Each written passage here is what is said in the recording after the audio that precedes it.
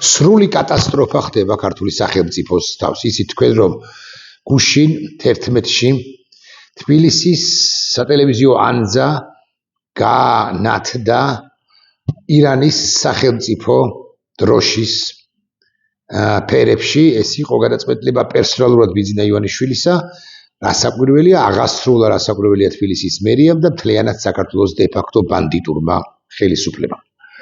ამასობაში პარალელურად, თუ არ ჩანს ფერები, მაგრამ მაინც თუ თბილისის ანძა იყო განათებული ირანის დროშის ფერებში, აზერბაიჯანში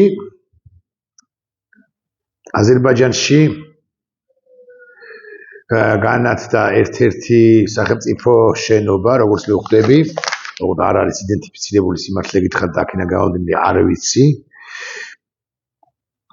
არ ვიცი სად და რა. განათდა ამერიკის შეერთებული შტატების სახელმწიფო ფერებში. აზერბაიჯანისთვის ამერიკის შეერთებული შტატებია მთავარი სტრატეგიული პარტნიორი. თბილისისათვის რამდენადაც ირანის ფერებში გაანათეს, ირანის სახელმწიფო დროშის ფერებში გაანათეს სატელევიზიო ანძა, ჩანს ირანი არ არის ფლად პირველი, მაგრამ ერთ-ერთი პირველი, ერთ-ერთი მთავარი პარტნიორია. ესეც არ იკმარა საქართველოს დე-ფაქტო ხელისუფლებამ და გუშინ საქართველოს საგარეო საქმეთა მინისტრის მოადგილე ლაშად არსალია სიტყვით გამოსულა ირანის ისლამური რესპუბლიკის ეროვნული დღისადმი რევოლუციის წლისთავი 1979 წლიდან იცით თქვენ რომ გასულია შესაბამისად 47 წელიწადი მიძღვნილ მიღებაზე.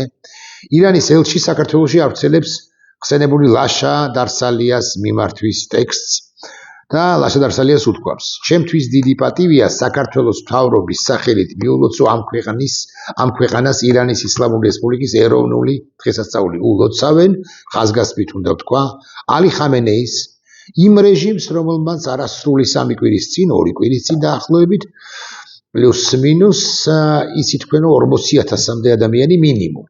მოკლა, ეს არის ტერორისტული რეჟიმი, ეს არის ჰეზბოლას და ჰამასის პატრონი რეჟიმი, ეს არის ტერორისტული რეჟიმი ყველა დემოკრატიული ქვეყნის შეფასებით, ეს არის რეჟიმი, რომელსაც პრინციპში უკვე სამკვდრო ბრძოლა გამოუცხადა შეერთებულმა შტატებმა და მთელმა ცივილიზებულმა სამყარომ. არავინ იცის, მიიტანს თუ არა კომპლექსურ იერიშს შეერთებული შტატები თეირანზე და სხვა ქალაქებზე და გაანადგურებს თუ არა ალი ხამენეის რეჟიმს, ხელისუფლებას, ჩამოშლის თუ არა მას, გაანადგურებს თუ არა მას, განდევნის თუ არა მას, მოკლავს თუ არა თქვენებოთ ასე ვთქვათ, მაგრამ ნებისმიერ შემთხვევაში როგორც არ უნდა განვითარდეს მოვლენები, ეს რეჟიმი არის კაცობრიობის მტერი რეჟიმი.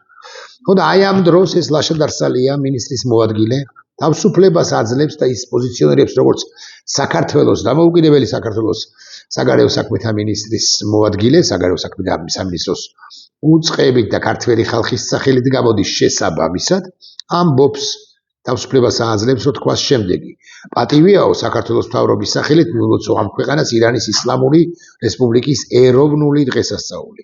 ეროვნული დღესასწაული კი არა, სრული კატასტროფა მოხდა ირანში იმ შორეულ, ახლა უკვე შორეულ 1979 წლის სწორედაც რომ 11 თებერვალს. ეროვნულ დღეს განსაკუთრებული მნიშვნელობა აქვს თითოეული ქვეყნისთვის და იგი ასახავს მის ისტორიულ გზას. რა და ირანის ისლამური რევოლუცია ირანის სპარსეთის ირანის ისტორიულ გზას არ ასახავს ქვეყნის განვითარებასა და ეროვნულ იდენტობასო. ეს რამხა ათქმელი ვინა ლაშად არსალიას იდენტობას ასახავს თურმე. ამბავი და ყველაზე სამწუხარო და კატასტროფა ჩვენი სახელმწიფოსთვის არის ის, რომ არსალია გამოდის საქართველოს საგარეო საქმეთა სამინისტროს სახელით, ირანი კი აღიარებს ამ რეჟიმს. ცხადია უკანონოა, ცხადია ბანდიტურია, ცხადია სინდიკატია, ცხადია ბიძინა ივანიშვილის პარანოიკი ბიძინა ივანიშვილის მიერ შექმნილია, მაგრამ და ის უკანონოა რასაკვირველია, მაგრამ ის ძალაუფლების კვერთხს ამფლობს და ირანის რესპუბლიკა, ირანის ისლამური რესპუბლიკა საერთოდაც ცნობს, აღიარებს ამ დე-ფაქტო ხელისუფლებას. ეკონომიკურ, კულტურულ, საგანმანათლებლო, სამეცნიერო და სხვა სფეროებში ხალხთა შორის არსებული მჭიდრო კავშირები, რომლებიც წლების განმავლობაში ჩამოყალიბდა, წარმოადგენს ორ ქვეყანას შორის თანამშრომლობის საფუძველს. ისიც უნდა აღვნიშნოთ, რომ უკლებრივ თუ ეკონომიკაზე, მათ შორის და ასევე კულტურაზე, განათლებაზე, სამეცნიერო სფეროზეც თუნდაც და განსაკუთრებით კულტურაზე თუ ვსაუბრობთ, ის ირანელები, რომლებიც არიან ახლა ქალაქში, დედაქალაქ თბილისში, ან საქართველოს რა გინდა რა ქალაქსა თუ დაბასათულ სოფელში უკლებლივ ყველანი თუ არა 99% ალი ხამენეის რეჟიმის მოწინააღმდეგეა, გამოქცეულები არიან, მეთქი თავისუფლებას მივცემ ვიტყვი. ასე ისინი ვერ მიდიან საკუთარი ქვეყნის საელჩოშიც კი, იმიტომ რომ შესანიშნავად იციან, რომ ირანის და კონკრეტულად მათი ტერი დაჯგუფება არის გამაგრებული ირანის ისლამური რესპუბლიკის საელჩოშიც კი. ჩვენ ვაფასებთ ირანის გადამწყვეტ მხარდაჭერას საქართველოს მიმართ ამ წლების განმავლობაში, ხო ირანი უჭერდა მხარს ამ წლების განმავლობაში საქართველოს კი არა ქართული ოცნების რუსულ რეჟიმს. ირანის ისლამური რესპუბლიკა იყო ერთ-ერთი პირველი ქვეყანა, რომელმაც აღიარა დამოუკიდებლობა და ჩვენ ამისთვის ირანის მადლიერნი ვართ.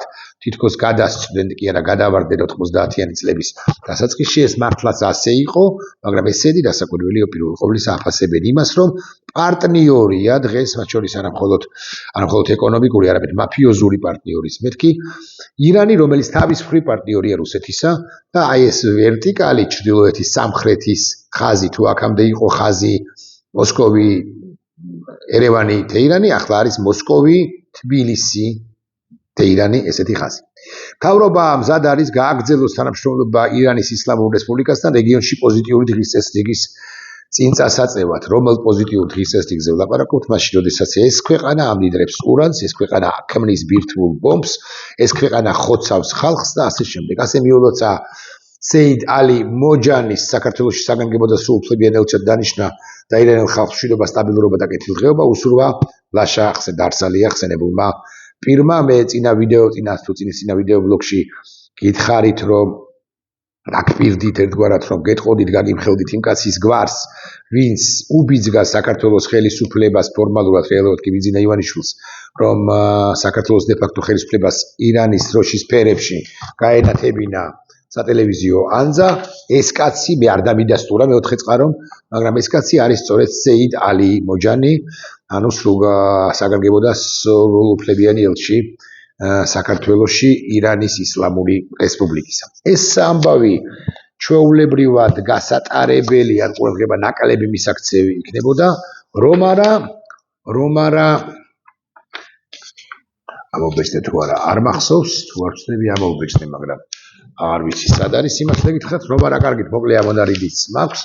მოკლე ამონარიდი არის ამგვარი: ისრაელის სახელმწიფო დროშა და განცხადება ისრაელის საელჩოსი საქართველოში. მაშინ, როდესაც ირანის მკვლელი ტერორის მხარდამჭერი რეჟიმი ათასობით ადამიანს ხოცავს თავისი ქალაქების ქუჩებში, თბილისში გადაწყვიტეს ამავე რეჟიმთან ერთად ირანში ისლამური რევოლუციის რისთავი იზეიმონ. რა გზავნილია ეს?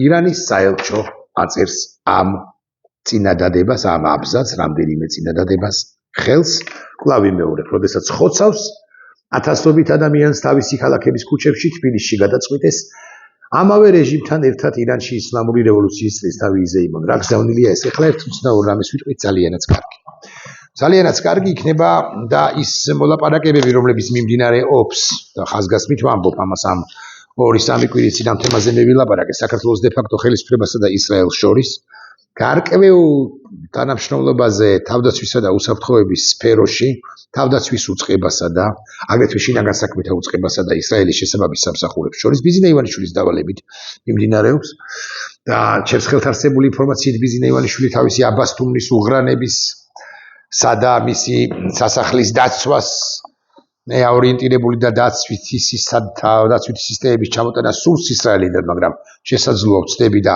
არ არის ეს დადასტურებული ინფორმაცია, აქედან გამომდინარე თავისუფლებას აღარ მივცემ, რომ მეტი და მეტი ვილაპარაკო ამაზე. ძალიანაც კარგი, რომ ასეთი ანტიდასავლური, ანტიისრაელური, ანტიამერიკული კონკრეტულად ასევე ნაბიჯი გადადგა საქართველოს დე-ფაქტო ხელისუფლება, მიულოცა რა ალი ხამენეის რეჟიმს რევოლუციის 47 წლისთავი. იქნება და ამის შედეგად ისრაელმა კონკრეტულად ჩაშალოს, თუ ეს მოლაპარაკებები სწორია, ჩაშალოს ის მოლაპარაკებები, რომლებისთან დაკავშირებითაც ისრაელის სახელმწიფო შესაბამისი უწყებები ბუნებრივია საქმის კურსში არიან, თუმცა რამდენადაც ჩემთვის ცნობილია, იარაღის კი არა თავდაცვის შესაძლებლობების ცალკეულ კერძო კომპანიებთან აწარმოებს მოლაპარაკებას ბიზინა ივანიშვილი და საქართველოს დე-ფაქტო მთავრობა. ეს ერთი კარგი სხვა თვალსაზრისით იქნება და ინფორმაცია იმის თაობაზე რომ დროშა გაანათეს და დროშის განათებას ვინ ჩივის, ანძა გაანათეს და ანძის განათებას ვინ ჩივის. ასეთი მგზნებარე სიტყვა წარმოთქვა ლაშა დარსალია იქნება და ეს ყველაფერი მივიდეს ვაშინგტონამდეც, რომელთან დაკავშირებითაც ვაჭრობს ეს სიტყვით პროდასავლური ჯერაც პროამერიკული თუ გნებავთ ესე ვიტყვი, მაგრამ საქმით ანტიამერიკული, საქმით პროალიური, ანუ იგულისხმება ალი ხამენეი, პროირანული თუ გნებავთ ასე ვიტყვი, რეალურად პრორუსული და რუსეთის ზურგს უკან დგომი პროჩინური ხელისუფლება იქნება მივიდეს ვაშინგტონამდე და მივაკიდეს, იქნებას კი ვამბობ, მაგრამ მაინც მივაკიდეს ცნობები ვაშინგტონამდე და ისინი გადაწყვეტილებას საქართველოსთან დაკავშირებით საზიანოს ქართული რუსული ოცნებისათვის რასაკვირველია მიიღებენ, ადრე იქნება თუ გვიან. ამავე ბლოკში მე სიმართლე გითხრათ არ მინდოდა, ან ნაკლებად მინდოდა შევხებოდი ორ თემას, მაგრამ გაკვირით შევეკვეხები და უკვე შემდგომ ალბათ მექნება შესაძლებლობა რომ ეხლა ფორმულაში ვარ და სახლიდანაც ჩავწერო შემდეგი ვიდეობლოგი. ეს არის ჰელსინკის კომისია და ჰელსინკის კომისიაზე გამოსული არ მინდა თქვა მოულოდნელად მეთქი, კარგად გამოსული, კარგი სიტყვით წარდგა ოლესია ვართანიანი, ჩემი ყოფილი კოლეგა, ჟურნალისტად მუშაობდა ის წლების განმავლობაში, კარგი ჟურნალისტია ოლესია, ჩემი კავბედავთა თავისუფლებას მივცემ, თქვა ასე, მეგობარი მეთქი, რომელმაც შეერთებულ შტატების შესაბამის აუდიტორია შეერთებულ შტატებში ჰელსინკის კომისიას ძალიან კარგად მკაფიოდ ნათლად ჩამოუყალიბა რატომ არის აუცილებელი სანქციების დაწესება ბიზინა ივანიშვილისათვის. ძალიან მნიშვნელოვანია რომ მან ისაუბრა საერთო სურათზე, ზუმაუთი გააკეთა საერთო კონტექსტზე, თუ გნებავთ ასე ვიტყვი, მან ახსენა კავკასიის რეგიონი, მან ისაუბრა კავკასიის რეგიონზე, მან ისაუბრა იმაზე რომ სანქციები არის ერთი, მაგრამ პრაქტიკული მექანიზმების ამოქმედება არის საჭირო და სანქციებისაგან თავს დააღწევს რეჟიმი, თუ დასავლეთი არ იქნება თანმიმდევრული, მკვეთრი, მკაცრი და სანქციების იმპლემენტაციასაც არ მოახდენს და არ განახორციელებს ხორცს არ შეაცხავს. ეს ერთია რომ ხორცი უნდა შეაცხოს, მაგრამ მეორეა რომ იყოს თანმიმდევრული და სწორი. ეს უნდა მეთქვა, ეს უნდა მეხსენები და მეორე თემა გაკვირით ასევე ვიტყვი ბარემ ამ თემაზეც ვილაპარაკებ ბარემ თუ გადავდოთ როგორ ჯობია, რომ ძალიან მნიშვნელოვან კვლევაზე უნდა გავაკეთო აქცენტი, საქართველოში ვინ უჭერს მხარს, რა რაოდენობის მოქალაქეები უჭერენ მხარს უკრაინას ზელენსკის და რუსეთს პუტინს. ვიტყვი მონაცემებს, საქართველოში სულ რაღაც 6%-ია და მე უკვე დამატებით ვილაპარაკოთ. ერთ-ერთი კვლევის და ერთ-ერთი ავტორიტეტული ორგანიზაციის მიერ შეტანებული კვლევის თანახმად, სულ რაღაც 6%-ია რუსეთისა და პუტინის მხარდამჭერთა ოდენობა. და 26 თუ არ ვცდები და მე კარგად ჩავხედავ და უფრო უკეთ მოგახსენებთ, 26%-ია უკრაინის და ზელენსკის მხარდამჭერთა რაოდენობა. ბარემ ისიც ვთქვათ, რომ ზელენსკი გამოაცხადოს არჩევნები და რეფერენდუმის დღე მიმდინარე წლის მაისში თუ არა ივნისში მაინც შესაძლოა სექტემბერშიც და ბარემ ისიც ვთქვათ, რომ პრეზიდენტმა ზელენსკიმ უარყო ხმები იმის თაობაზე რომ ის თავად ჩავა მოსკოვში, არა და არასდიდებით არ ჩავა ქვეყანაში, რომელიც ბავშვებს ხოცავს, რომლებიც უკრაინას ანადგურებს, ეს არის ზელენსკის კონცეპტუალური პასუხის მოკლე შინაარსი.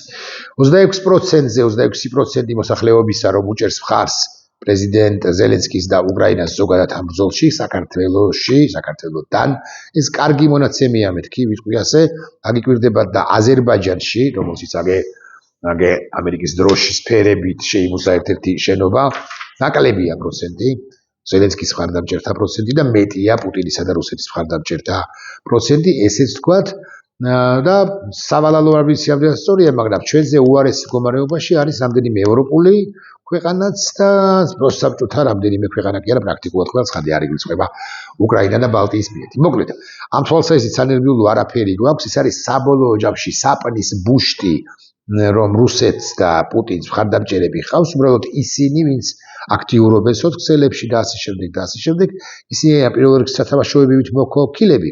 ეს ერთი და მნიშვნელოვანია ამის აღნიშვნაც, რასაკვირველია და არიან უმრავლეს შემთხვევაში ტროლები. რასაკვირველია, ტროლიც ნორმალური კი არა, ჩვეულებრივი ადამიანი, უბრალოდ ის ფულაღებული და ხელფასებულია ამ ბანდიტური ხელისუფლების შავი სალარო და გაქრება ხელისუფლება და ტროლობაც ყოველ შემთხვევაში ნამდვილად გაქრება, მე ვიცი, ვიცნობ მეთქი ასე ვიტყვი, რამდენიმე ტროლს პერსონალურად ისინი სახელმწიფო უწყებებში მუშაობენ და 50, 50, 70, 70 ლარი ეგრეთ წოდებული პრემია უბრალოდ შავი ფული მიეცემათ ხოლმე მაშინ, როგორც კი ისინი ერთ ძიმე კომენტარს დაწერენ, ძიმე ხავა თქვა, მაგრამ ეს სიზულვილით გაჟღენთილ კომენტარს დაწერენ რომელიმე ოპოზიციონერ პოლიტიკოსი და მთავრდება ქაოციანობა ჩვენს ქვეყანაში ყველაზე სამარცხვინო პერიოდი, მაგრამ ის კი უნდა ვთქვათ, რომ ამგვარ სიცხვილებს ჩვენ ვერ ჩამოვიწერთ. ამერიკის შეერთებული შტატების არ მინდა პირდაპირ მნიშვნელობით გაიგოთ ეს სიტყვა, მაგრამ სამიზნე ახდება მათ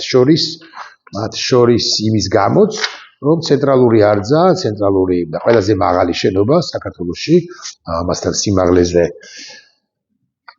ისედაც აშენებული ანუ ყველა ხედავს პრაქტიკულად ყველა წერტილი სულ მინიმუმ დედაქალაქისა აქ ეს ანძა გაანათეს ირანის დროშის სფერებში და დაიმსახურეს სამართლიანი გულისწყრობა ისრაელისა და მათ შორის დაიმსახურეს იმიტომ რომ თურმე ისინი ანუ დე ფაქტო ხელისუფლება აფასებს ირანის გადამწყვეტ მხარდაჭერას საქართველოს მიმართ და ასევე იმიტომ რომ